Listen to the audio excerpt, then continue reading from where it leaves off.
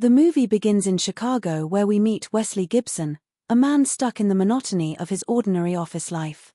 He spends his days under the shadow of a boss who constantly humiliates him, the kind of person everyone tolerates only because of her authority. Wesley has grown tired of her relentless nagging and the soulless repetition of his routine. His girlfriend, far from being a comfort, is unfaithful and has been sleeping with his so-called best friend. Feeling invisible, powerless, and utterly insignificant, Wesley reflects on the father who abandoned him as a baby, never once imagining that the man he never knew was anything extraordinary. At the same time, his father, known in secret circles as Mr. X, enters a high-rise to meet a woman analyzing a bullet. Their exchange is cut short when a sniper takes her life from a distant building. Mr. X senses danger and bursts into action, racing through the hallway with uncanny speed. He leaps across rooftops and fires impossible shots, curving bullets in midair. But no matter how extraordinary his skills are, he falls victim to a long-range assassin named Cross, struck by a perfectly executed shot that claims his life. Wesley, unaware of his father's fate, drags himself through another miserable day. His girlfriend nags about the noise of trains passing by, but his mind is elsewhere. He swallows anxiety pills to keep from breaking down completely. At the pharmacy, he notices a man staring at him intently, only to be interrupted by a woman who introduces herself with cryptic words about his father being the greatest assassin that ever lived. She identifies the man behind them as the one who killed him. Before Wesley can process this, the store erupts into chaos as bullets fly. The woman, Fox, skillfully shields him, curving her shots to break every mirror in the place to block the enemy's sight. Terrified, Wesley flees but quickly realizes his life is no longer his own. Fox scoops him into her car as Cross pursues them in an armored vehicle. Their chase becomes deadly as Fox demonstrates impossible marksmanship, even climbing onto the car hood while returning fire with elegance. The standoff escalates until she flips the car through a police barricade, landing it on a bus to escape. Wesley wakes up in a strange building filled with intimidating strangers. The leader, Sloan, challenges him to shoot the wings off flies, claiming his panic attacks are not anxiety but untapped abilities.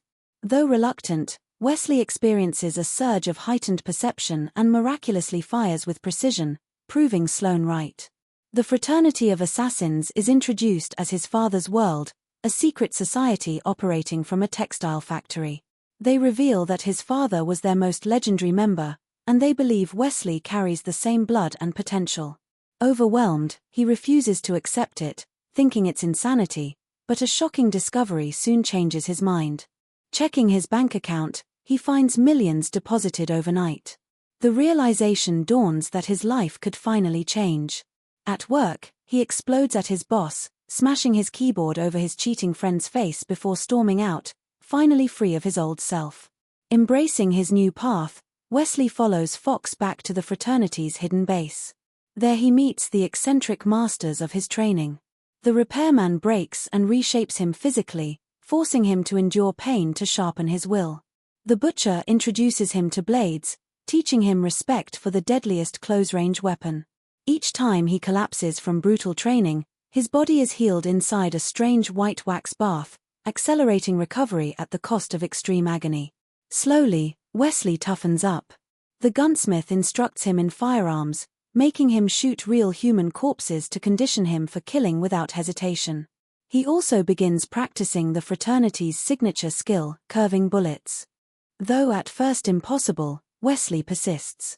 Fox pushes him mercilessly, tossing him onto speeding trains, beating him until he admits he doesn't even know who he truly is. That confession strikes a chord with her. His training escalates until he can catch shuttles inside weaving machines, balance atop trains, and finally bend bullets around obstacles. With each challenge he conquers, he grows closer to the assassin he was destined to become.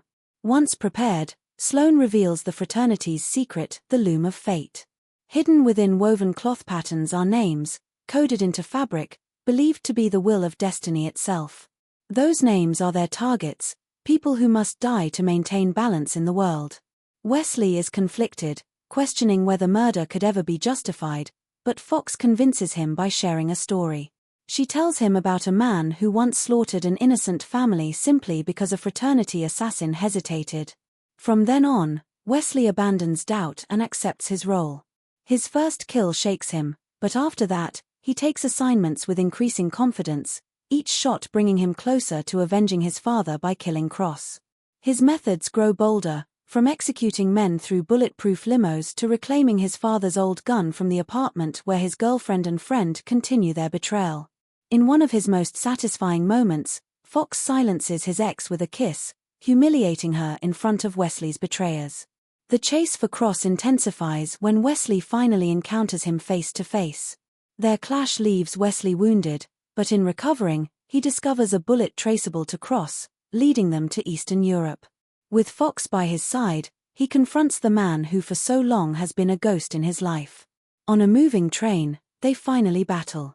Bullets curve and clash midair as Fox crashes into the train to join the fight.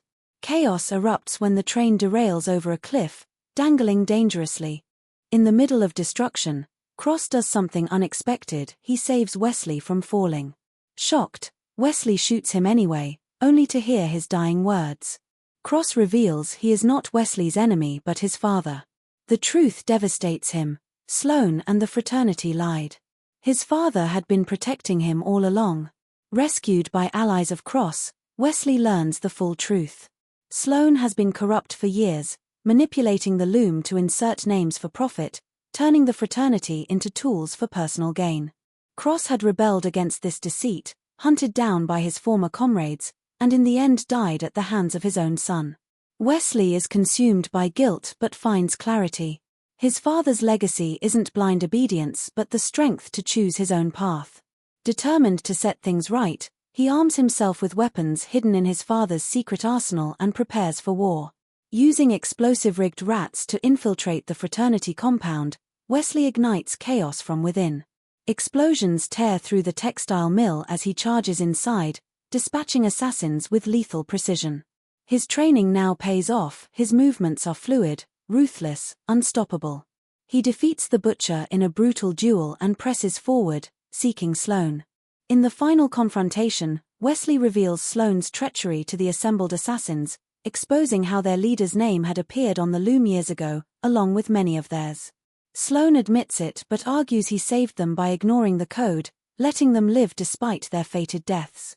He offers them the same choice again: kill Wesley and remain loyal to him, or uphold the loom's rules by taking their own lives. The standoff is tense until Fox makes her choice. In a single shot curved across the room, she kills every assassin present, including herself, proving her loyalty to the code above all else. Wesley is left with Sloane, but the cunning leader vanishes before he can finish him. Weeks later, Sloane believes he has regained control. He approaches what looks like Wesley at an office desk, ready to kill him. But it is a trap. From miles away, Wesley sets up his rifle, just as his father once did, and fires a single bullet that curves across distances, finding Sloane's skull. The man who twisted fate for his own gain is eliminated with poetic justice. Wesley, having embraced the truth of his bloodline and forged his own path, declares his independence from both the ordinary life he once despised and the manipulations of those who sought to control him. And that's how this incredible movie comes to an end. We'll meet again with another amazing story explained in detail. Until then, take care of yourself, and if you enjoyed this video, don't forget to hit the like button, subscribe to the channel, and share your thoughts in the comments below.